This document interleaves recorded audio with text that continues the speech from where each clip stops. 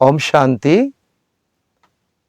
আজকে 5 অক্টোবর 2021 আমরা শুনব আজকে বাবার সাকার বাংলা মুরলি।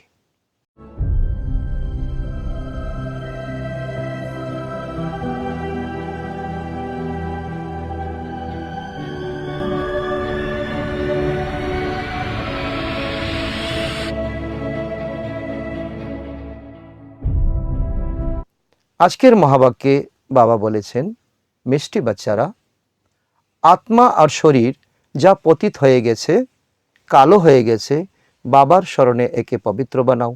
কেননা এখন পবিত্র দুনিয়াতে যেতে হবে, সত্যযুগে যেতে হবে, পরমধামে যেতে হবে। প্রশ্ন, ভগবান কোন বাচ্চাদের সঙ্গে মিলিত হন? বাবা কোন হিসাব বলছেন? তার হিসাব কি? তার তো একটা হিসাব থাকবে। উত্তর, যারা শুরু থেকেই ভক্তি করেছে ভগবান তাদের সঙ্গে মিলিত হন। বাবা এই হিসাব বলছেন যে সবার প্রথমে তোমরা ভক্তি করো, তাই তোমরাই প্রথমে ভগবানের দ্বারা জ্ঞান পাও, যাতে তোমরা আবার নতুন দুনিয়াতে রাজত্ব করো। বাবা বলেন, তোমরা অর্ধেক কল্প আমাকে স্মরণ করেছ, দ্রাপর থেকে কলিযুগ পর্যন্ত। এখন আমি এসেছি তোমাদের ভক্তির ফল প্রদান করতে। আর আমাদের এই খুশি আজকে অনেক অনেক গুণ বেড়ে যাবে, কারণ এখন আমরা রিসিভ করছি ভক্তির ফল প্রাপ্ত করছি। গীত, তোমার পথেই মরণ, তোমার পথেই জীবন। ওম শান্তি। বাচ্চারা গীত শুনেছে, কারুর যখন মৃত্যু হয় তখন বাবার কাছে জন্ম নেয়। তোমরা জানো যে আমরা হলাম আত্মা, সে হয়ে গেল শরীরের কথা। এখানে বাবা বলছেন, তোমাদের এখন পুরাতন জীবনের মৃত্যু হয়ে গেছে, তোমরা এখন জেনেছো তোমরা শরীর নও, তোমরা আত্মা, তাই বাবার কাছে তোমাদের জন্ম হয়ে গেছে, বাবার তোমরা দত্তক সন্তান হয়ে গেছো। এক শরীর ত্যাগ করে, স্থূল যখন আমাদের মৃত্যু হয়, এক শরীর ত্যাগ করে আবার অন্য বাবার কাছে গিয়ে জন্ম নেয়। তোমাদের তো কত সাকারী বাবা ছিল, 84 জন্মে 84 বাবা। প্রকৃতপক্ষে তোমরা হলে নিরাকারী বাবার সন্তান, পরমপিতার সন্তান। তোমরা আত্মা, তোমরা আত্মারা হলে পরমপিতা পরমাত্মার সন্তান। তোমরা ওখানকারই অধিবাসী, অর্থাৎ পরমধামের, যাকে পরমধাম নির্বাণ ধাম বলা হয়। বাবাও এখানে থাকেন। তোমরা এখানে এসে লৌকিক বাবার সন্তান হও, তখন আবার ওই বাবাকে ভুলে যাও। এক পেলে আরেককে ভুলে গেলে, বাবা বলছি কি, লৌকিক বাবাকে পেয়ে পারলৌকিক বাবাকে আমরা ভুলে যাই। সত্যযুগে তোমরা সুখী হয়ে যাও, তখন আবার এই পারলৌকিক বাবাকে ভুলে যাও। এটাও একটা কারণ। সত্যযুগে লৌকিক বাবা পেলাম, সুখ পেলাম, দুই কারণে আমরা পরমপিতাকে ভুলে যাই। সুখে তোমরা এই বাবাকে স্মরণ করো না, তৃতীয় কারণ। সুখে পরমপিতাকে স্মরণ করার কোনো প্রয়োজন নেই, দুঃখে তোমরা স্মরণ করো দ্রাপর যুগ থেকে, আর আত্মাই স্মরণ করে। এটাই হলো আমাদের কাছে নতুন শিক্ষা, এটাই হলো আমাদের নতুন জন্ম। লৌকিক বাবাকে যখন স্মরণ করে তখন বুদ্ধি লৌকিক পিতার শরীরের দিকে থাকে। উনি লম্বা নাকি বেটে, না কালো না গোরা, তার দিকে স্মরণ করে, তার গুণ, তার সব কিছু স্মরণ করে, তার ভিত্তিতে তাকে স্মরণ করে তার সন্তান। তো ওই বাবাকে যখন স্মরণ করবে তখন বলবে, তো ওই বাবা, তো দুজনেই তো বাবা হলো, সঠিক অক্ষর তো বাবাই না। লৌকিক বাবাও তো সম্পত্তি দেয়, পারলৌকিক বাবাও সম্পত্তি দেয়। একটা হলো লিমিট, একটা হলো আনলিমিট। উনিও বাবা।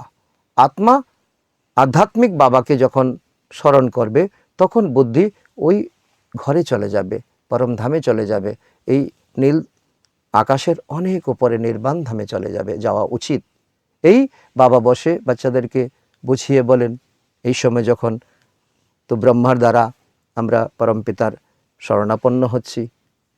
তোমরা এখন জানো যে বাবা এসে গেছেন দুনিয়াতে, আর তিনি আমাদের আপন করে নিয়েছেন, দত্তক করে নিয়েছেন। বাবা বলেন, আমি তোমাদের প্রথম তোমাদেরকে আমি স্বর্গে পাঠাই। তোমরা সেখানে অনেক বিত্তবান ছিলে, তারপর 84 জন্ম গ্রহণ করে ড্রামার প্ল্যান অনুসার তো এখন তোমরা দুঃখী হয়ে গেছো। প্রথমে সুখী ছিলে, মাঝখানেও সুখী ছিলে, তারপর শেষের সময়টা কিছুটা তোমরা দুঃখী হতে শুরু করলে। ড্রামা অনুসারে এই পুরানো দুনিয়া শেষ হয়ে যেতে হবে, এটাও পার্ট। এই দুঃখকে তোমরা স্বীকার করে নিতে হবে। বা বলছি কি, সুখকে যখন মেনে নিয়েছো, দুঃখেও মেনে নিতে হবে। তোমাদের আত্মা আর শরীর রূপী বস্ত্র শতপ্রধান ছিল। তারপর আত্মা গোল্ডেন যুগ থেকে সিলভার যুগে এলো। তারপর তখন ছিল কি, ত্রেতা যুগ। তারপর কপার যুগে এলে তখন ছিল তো দ্রাপর যুগ। এখন তোমাদের আত্মা সম্পূর্ণ পতিত হয়ে গেছে, তাই তোমাদের শরীরও পতিত হয়ে গেছে। 14 ক্যারেটের সোনা কেউ পছন্দ করে না, কালো হয়ে যায়। কালো হয়ে যায়, তার গুণাগুণ কম হয়ে যায়।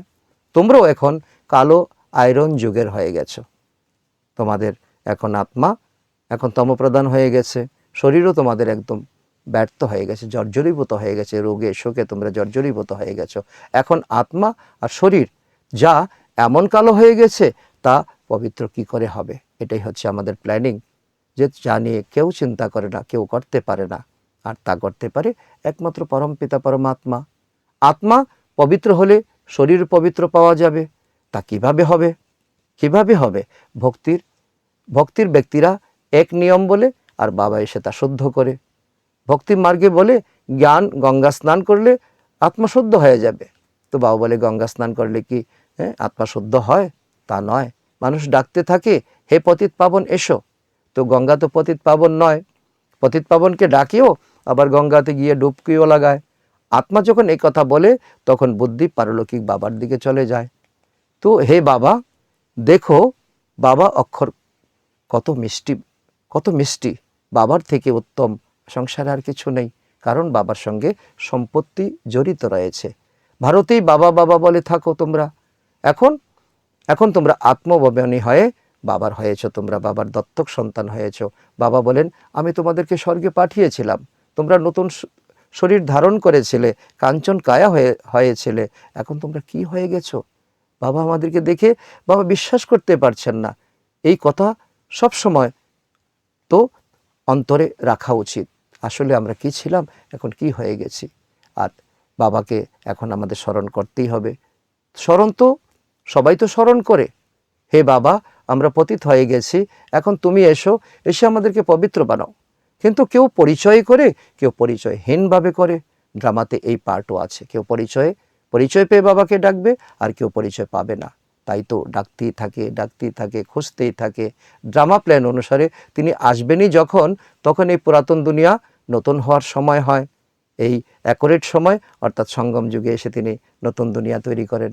তাই অবশ্যই তিনি সঙ্গম যুগেই আসবেন। বিবেকও সেই কথাই বলে। বাচ্চারা, তোমাদের বিশ্বাস আছে যে বাবা হলেন অতি প্রিয়, বাবা হলেন মিঠা থেকে মিঠা, অর্থাৎ বাবা আমাদের তো সুইটেস্ট বাবা, বাবা আমাদের বিলাভেড বাবা। বলাও হয় মিষ্টি, অতি মিষ্টি, সুইটেস্ট। তো এখন এই মিষ্টি কে? লৌকিক সম্বন্ধে প্রথমে বাবা যিনি জন্ম দেন, তখন সন্তান তো বড় হয়ে বাবাকেই প্রথমে চিনে, মাকে চিনে। তারপর হলো টিচার, তার শিক্ষার দরকার। তো টিচারের কাছে পরে তখন তোমরা পদ প্রাপ্ত করতে পারো, ডিগ্রি প্রাপ্ত করতে পারো, তাও এই শরীরের সঙ্গে শেষ হয়ে যাবে। আর সেজন্য জ্ঞানকে সোর্স অফ ইনকাম বলা হয়। টিচারের কাছে গিয়ে জ্ঞান না পেলে তো জীবনে রোজগার করতে পারবে না, দাঁড়াতে পারবে না। তো জ্ঞান হলো নলেজ, আর যোগ হলো স্মরণ। তো তাই এই অসীম খবর কেউ জানে না। বাবা বলে কি, এটা তো লৌকিক পিতার কাছে জন্ম নেয়, লৌকিক টিচারের কাছে যায়, আর লৌকিক গুরুর কাছে গিয়ে শিক্ষা গ্রহণ করে। কিন্তু অসীমেরও যে বিশেষ আছে, অসীমেরও পিতা আছে, অসীমেরও টিচার আছে, অসীমেরও গুরু আছে, সদ্গুরু আছে। তাই অসীমের খবর কেউ জানে না। চিত্রকে পরিষ্কারভাবে দেখানো হয়েছে যে শিব বাবা ব্রহ্মার দ্বারা স্থাপনা করান ত্রিমূর্তির চিত্র আমাদেরকে ভালোভাবে বুঝতে হবে, বোঝাতে হবে। কৃষ্ণ কিভাবে রাজযোগ শেখাবেন? রাজযোগ শেখানোই হয় সত্যযুগের জন্য, অর্থাৎ সত্যযুগের পূর্বে। তাই অবশ্যই সঙ্গম যুগে বাবা শিখিয়েছিলেন। সত্যযুগের স্থাপন করান একমাত্র শিব বাবা, তিনি ব্রহ্মার দ্বারা করান। কারণ তিনি তো করণ করাবন হার, নিজে করেন না, করান কারো দ্বারা। ওরা তো ত্রিমূর্তি ব্রহ্মা বলে দেয়, কিন্তু তার ভিতরে কি জ্ঞান আছে তা তো জানে না। কিন্তু উঁচুর থেকে উঁচু শিব বাবা, তাই না? উনি হলেন সাকার, আর উনি হলেন নিরাকার। সৃষ্টিও এখানে এই পৃথিবীতেই স্বর্গ, এই পৃথিবীতেই নরক। তো এই সৃষ্টির চক্রই ঘুরতে থাকে, রিপিট হতে থাকে। সূক্ষ্ম বতনে সৃষ্টি বলা হয় না, এই সঙ্গম যুগে সূক্ষ্মবতনকে বাবা বিশেষ উদ্দেশ্যে তৈরি করেন। এই ওয়ার্ল্ডের হিস্ট্রি জিওগ্রাফি রিপিট হয়, সত্য ত্রেতা দ্বাপর কলি। এমনও গায়ন আছে, তো এমন গায়ন আছে যে সত্য ত্রেতা যুগ, দ্বাপর যুগ, কলিযুগ, মাঝখানে তো সঙ্গম যুগ চাই। কারণ এই আবার চক্র ঘোরাতে গেলে, আবার সত্য যুগ আনতে গেলে তো সঙ্গম যুগ চাই। পরিবর্তনকারী যুগ, কল্যাণকারী যুগ, অসপিসিয়াস যুগ, অনেক তাকে নামে আখ্যায়িত করা হয়। না হলে কলিযুগকে সত্যযুগে কে বানাবে সঙ্গম যুগ না হলে? আর সঙ্গম যুগে ভগবানকে না আসলে এই দায়িত্ব কে নেবে? নরকবাসীদের স্বর্গবাসী বানাতে বাবা এই সঙ্গম যুগে আসেন। এ হলো আমাদের তো সবথেকে ইম্পর্টেন্ট বিষয়। বাবা বলছে কি তোমরা নিশ্চয় বুদ্ধি হও, নিশ্চয় বুদ্ধি তোমাদের বিজয়ী হবে। যত পুরানো দুনিয়া তত বেশি দুঃখ, আত্মা যত তমপ্রধান হতে থাকে তত দুঃখী হয়। দেবতারা হলেন শতপ্রধান। এ হলো highest authority, god fatherly government. সাথে ধর্মরাজ আছে। বা বলে কি এই বিশ্ব ব্রহ্মাণ্ডের যে চিন্তা চিন্তন, যে পরিবর্তনকারী বিষয় নিয়ে যার দায়িত্ব, তিনি হলেন গড ফাদারলি গভর্নমেন্ট। ওনার রাইট হ্যান্ড হচ্ছে ধর্মরাজ। বাবা বলেন তোমরা শিবালয়ে ছিলে, এখন তোমরা বেশ্যালয়ে এসে গেছো। তোমরা পবিত্র ছিলে, এখন পতিত হয়ে গেছো। তাই বলো যে আমরা পাপী, আমরা পাপী, আমরা নীচ, আমরা ছল, আমরা কপট। আত্মা বলে যে আমি নির্গুণের মধ্যে কোনো গুণ আমার নেই। কিন্তু কোথায় গিয়ে বলো, কোথায় বলা উচিত? কোনো দেবতার মন্দিরে গেলে তার সামনেই একথা তোমরা বলতে শুরু করো। বলা উচিত বাবার সামনে, পরমপিতা পরমাত্মার সামনে, যিনি এই তোমাদেরকে সমস্ত গুণ এবং শক্তি দিতে পারেন। দেবতাদের তো কোনো ক্ষমতা নেই। তাকে ছেড়ে, পরমাত্মাকে ছেড়ে তোমরা ভাইয়ের কাছে চলে যাও। এই দেবতারা তো ভাই হলো, তাই না? ভাই বোন হলো, দেবী দেবতা। ভাইয়ের সাথে, ভাইয়ের কাছ থেকে তো কিছুই পাওয়া যায় না। এই ভাইদের পূজা করতে করতে তোমরা কি হয়েছে তোমাদের? তোমরা নিচে নেমে এসেছো। বাচ্চারা তোমরা এখন জানো যে বাবা এসেছেন, তার থেকে আমরা উত্তরাধিকার পাই। বাকি মানুষ তো বাবাকে জানেই না, দুনিয়া জানেই না। তারা উল্টো বাবাকে গালি দিয়ে সর্বব্যাপী বলে দিয়েছে। কেউ আবার বলে থাকে অখণ্ড জ্যোতি তত্ত্ব, কেউ আবার বলে তিনি নামরূপ থেকে পৃথক। তো বাবা বলেন আরে তোমরা বলো তিনি অখণ্ড জ্যোতিস্বরূপ, তাহলে নামরূপ থেকে পৃথক কিভাবে বলো? বাবাকে না জানার কারণেই মানুষ পতিত হয়ে গেছে। তাই এই তমপ্রধান তোমাদের হতে হবে। তো এই তোমাদেরকে পতিত হতে হবে। আবার যখন বাবা আসবেন তখন তোমাদের সবাইকে পবিত্র বানাবেন। আত্মারা নিরাকারী দুনিয়াতে সবাই বাবার সঙ্গে থাকে। এটাই হলো বাবা আমাদেরকে এক খুশির খবর দিচ্ছেন যে তারপর এখানে এসে শত, রজ এবং তমতে ভূমিকা পালন করে আত্মাই বাবাকে স্মরণ করে। বাবা আসেনও, তো তিনি এসে বলেন আমি ব্রহ্মার শরীরকে আধার নেই। এ হলো ভাগ্যশালী রথ। আত্মা ছাড়া তো রথ হয়ই না। মানুষ বলে ভাগীরথ গঙ্গাকে নিয়ে এসেছিল, অর্থাৎ ভাগীরথ তো শিবের জটা থেকে, শঙ্করকে শিব বলে দিয়েছে, শিবের জটা থেকে গঙ্গাকে আনয়ন করেছে। তো বাবা বলে কি গঙ্গা কি শিবের জটাতে আটকাতে পারে? তো গঙ্গা তো সত্যযুগে ছিল, এখনও আছে। তো এখন এমন ব্যাপার তো হতেই পারে না। কী করে গঙ্গা গিয়ে আটকাবে শঙ্করের জটায়? তো বুঝতে পারে না, ওরা কিছুই জানে না। তো আসলে আধ্যাত্মিক জ্ঞানের রহস্যটা কি? বাচ্চারা এখন তোমাদের বোঝানো হচ্ছে যে এ হলো জ্ঞান বর্ষা। বাস্তবে শঙ্করের জটা থেকে জ্ঞান আনয়নের কোনো ব্যাপার নেই। তো গঙ্গা তো সবসময় আছে। বাস্তবে এক সময় এই জ্ঞান বর্ষা, অর্থাৎ পরমপিতা পরমাত্মার মুখনিসৃত বাণী আমাদের আত্মার প্রয়োজন, আত্মার ভোজন। তো এই পরমাত্মা না এলে এই ভোজন কে পরিবেশন করবে? তার জন্য চাই ব্রহ্মার রথ। তো এতে কি হয়? পতিত থেকে পবিত্র হও তোমরা। গঙ্গা যমুনা তো সত্যযুগেও থাকে, এখনও আছে। বলা হয় যে কৃষ্ণ যমুনার উপকণ্ঠে খেলাধুলা করতেন, এমন কোনো কথা নেই বাস্তবে। তিনি তো হলেন সত্যযুগের প্রিন্স। তাকে তো খুব সাবধানের সঙ্গে লালন পালন করা হয়। অনেক দাস দাসী তার পেছনে থাকে, কেননা তিনি তো ফুল সকলের প্রিয়। তো তিনি তো হবেন রাজা, তিনি এখন যুবরাজ, তাই না? ফুল তো কত সুন্দর হয়। আর সবাই এসে ফুলের সুগন্ধ নেয়। কাঁঠার থেকে তো কোনো সুগন্ধ নেওয়া যায় না। এখন তো হলো কাঁঠার দুনিয়া, একে অন্যকে দুঃখ দিতে শুরু করে। বাবা এসে জঙ্গলকে ফুলের বাগান তৈরি করে, তাই তার নাম বাবুল রাত নাতে রেখে দেওয়া হয়েছে। বোম্বেতে কত বড় মন্দির তার বানানো হয়েছে। তিনি কাঁটার থেকে ফুলে পরিণত করেন, তাই তাই তার মহিমা করা হয় কাঁটার থেকে ফুলে পরিণত করার বাবা, বাবুল নাথ বাবা। হ্যাঁ, অনেকে অনেকভাবে তাকে ডাকে। তাই এখন তোমাদের বাবার প্রতি কত ভালোবাসা থাকা উচিত। তোমরা এখন জানো যে আমরা এই অসীম জগতের বাবার হয়ে গেছি, দত্তক হয়ে গেছি। আমরা এখন ব্রহ্মা কুমার কুমার হয়ে গেছি। তোমরা, তোমাদের সম্বন্ধ এখন তার সঙ্গে আছে, আবার লৌকিক বাবার সঙ্গে আছে। ব্যালেন্স করে তোমরা চলছো, ঈশ্বরীয় সম্বন্ধ এবং লৌকিক সম্বন্ধ। পারলৌকিক বাবাকে স্মরণ করলে তোমরা পবিত্র হয়ে যাবে। এই হচ্ছে পরিবর্তন। লৌকিক বাবার সঙ্গে ব্যালেন্স রাখতে হবে, কারণ তার সম্পত্তি তোমার পেতে হবে, তোমাকে জীবিকা নির্বাহ করতে হবে। তো এইভাবেই তো চলে এসছে। আত্মা জানে যে সে হলো আমাদের লৌকিক বাবা আর উনি হলেন পারলৌকিক বাবা। আত্মাকে এটা ব্যালেন্স রেখে কাজ করতে হবে। লৌকিক পিতাকেও শ্রদ্ধা সম্মান করতে হবে, তার প্রতি কর্তব্য পালন করতে হবে, আর পরমপিতা পরমাত্মার থেকেও এখন সম্পত্তি অধিকার স্বরূপ নিতে হবে। ভক্তি মার্গে আত্মা জানে যে এই আমাদের লৌকিক বাবা আর উনি হলেন গড ফাদার। পরমপিতা জানে না, বাবা জানে না, গড ফাদার বলে ডাকে, হে নারায়ণ বলে ডাকে, হে পতিত পাবন বলে ডাকে, সঠিক নামে জানে না। এখন তোমরা সঠিক নামে জানছো, ডাকছো, সম্বন্ধ করছো। ভক্তিতে অজানা উদ্দেশ্যে তাকে স্মরণ করে। সবাই অবিনাশী বাবাকে স্মরণ করে, কেউ জেনে কেউ না জেনে। সেই বাবা এসে কখন যে স্বর্গ স্থাপন করেন এ কেউ জানে না। এ হলো অজানা ভক্তির লোক। বাবা আসেন পতিতকে পবিত্র করতে, তাহলে অবশ্যই তিনি সঙ্গম যুগে আসবেন। এটা তো বিবেকের রায়, বিবেক তো তাই বলছে, তাই না? শাস্ত্রে তো কল্পের আয়ু 1,00,000 বৎসর লিখে দিয়ে মানুষকে ঘোর অন্ধকারে ফেলে দিয়েছে, দ্বিধাদ্বন্দ্বের মধ্যে ফেলে দিয়েছে। বলা হয় যারা খুব ভক্তি করে তারা ভগবানকে পায়, তাহলে সবথেকে বেশি ভক্তি যারা করে তাদেরই প্রথমে মিলিত হওয়া উচিত। এটাই তো লন, এটাই তো সিদ্ধান্ত।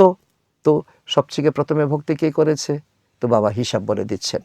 বাবা হিসাব বলছেন সবথেকে প্রথমে ভক্তি তো তোমরাই করেছো, তাই তোমাদের প্রথম ভগবানের কাছে জ্ঞান পাওয়া উচিত। এখন তোমরা প্রথম জ্ঞান পাচ্ছ, যাতে তোমাদেরই প্রথম এসে নতুন দুনিয়াতে রাজত্ব করতে পারো। এই সিস্টেম বাবা বলে দিচ্ছেন, এই টোটাল একটা সিস্টেম। বাবা আমাদেরকে নতুন জ্ঞান পাওয়া, বাবার হয়ে যাওয়া, সত্যযুগে যাওয়া, তা একটা হিসাব আমাদেরকে তুলে ধরছেন। বাচ্চারা, অসীম জগতের পিতা এসে তোমাদেরকে জ্ঞান প্রদান করছেন, এতে কোনো সমস্যার কথা নেই। বাবা বলেন তোমরা অর্ধেক কল্প ধরে স্মরণ করেছ, সুখে তো কেউ স্মরণ করে না, অন্তে যখন দুঃখী হয়ে যায় তখন আমি এসে তোমাদেরকে সুখী বানাই। তোমরা অনেক উচ্চ মানব হও, তোমরা প্রত্যেকটা আত্মা অনেক উচ্চ পদ প্রাপ্তি করো, চিফ মিনিস্টার, প্রাইম মিনিস্টার, তোমাদের বাংলো, গাড়ি বাড়ি, কত সুন্দর তোমাদের ব্যবস্থাপনা হয়, সমস্ত আসবাব তো এমনই 1 নম্বর হবে তোমাদের। তো তোমরা কত উচ্চ দেবী দেবতা তৈরি হও। বা বলছি সত্যযুগের এখন এই দুনিয়া দেখে তোমরা আফসোস করো না, তোমরা সত্যযুগে দেবী দেবতা হবে, তোমরা দৈবী গুণ সম্পন্ন দেবতা, স্বর্গের মালিক তৈরি হবে। ওখানে তোমাদের জন্য মহল ও হিরে জহরাতের হবে, সোনার মহল হবে, হিরে জহরাতে তাতে রত্ন খচিত থাকবে। ওখানে তোমাদের আসবাবপত্র সোনায় জড়ানো 1 নম্বর হবে। তো এ হলো রুদ্র জ্ঞান যজ্ঞ। বা বলছি এই রুদ্র জ্ঞান যজ্ঞের সমস্ত সিদ্ধান্ত মেনে নিলে, তো প্রতিপালন করলে, তখন তোমাদের এমন জীবন প্রাপ্ত হবে। শিবকে রুদ্র বলা হয়।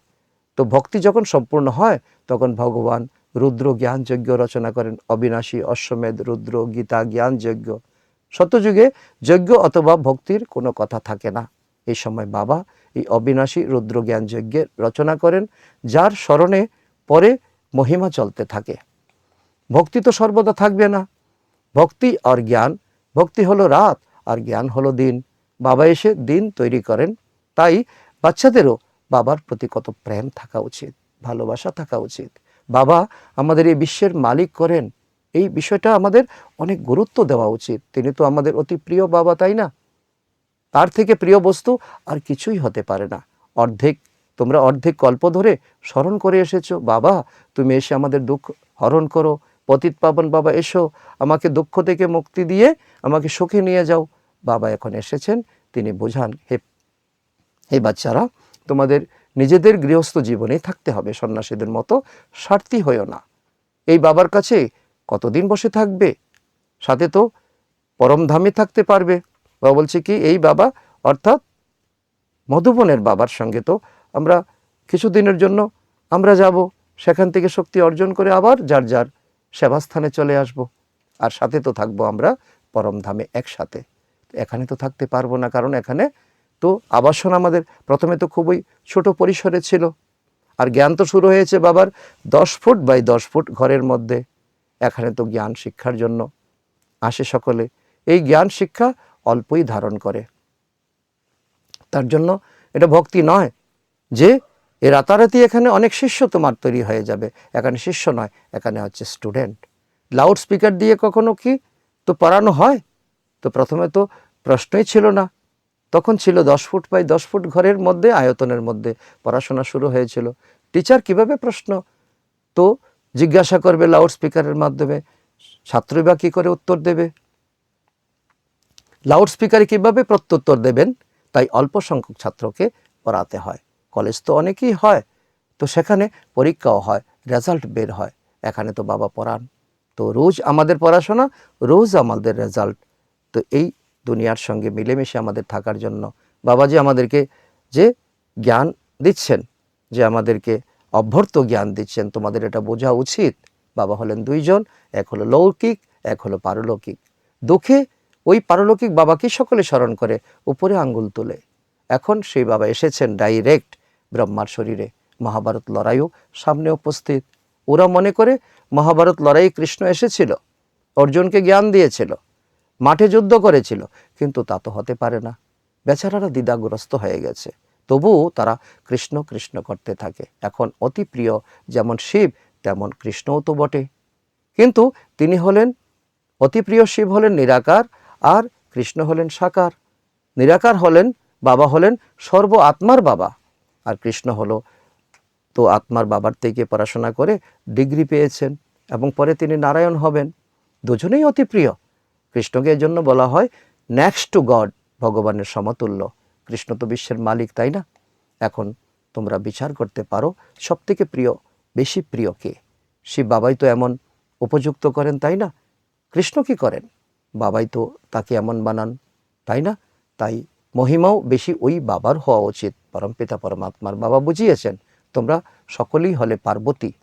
এই অমরনাথ শিব বাবা তোমাদেরকে এই সত্যনারায়ণের পাঁচালী শোনাচ্ছেন। এই জ্ঞান তো একদিকে জ্ঞান বর্ষা, একদিকে পাঁচালী। তোমরাই সব অর্জুন, তোমরাই হলে দ্রৌপদী। সকল বাবা এই আমাদের উদ্দেশ্যে এই কথাগুলি, যা নাকি ব্যাসদেবজি এই কাব্যের মধ্যে একটা একজন একজন করে প্রতীক হিসাবে তুলে ধরেছেন। এই বিকারী দুনিয়াকে রাবণ রাজ্য বলা হয়। ও হলো নির্বিকারী দুনিয়া। নির্বিকারী দুনিয়া সত্যযুগ, ওইখানে বিকারের কথাই কোনো চলবে না। নিরাকার বাবা কি বিকারী দুনিয়া রচনা করবেন নাকি?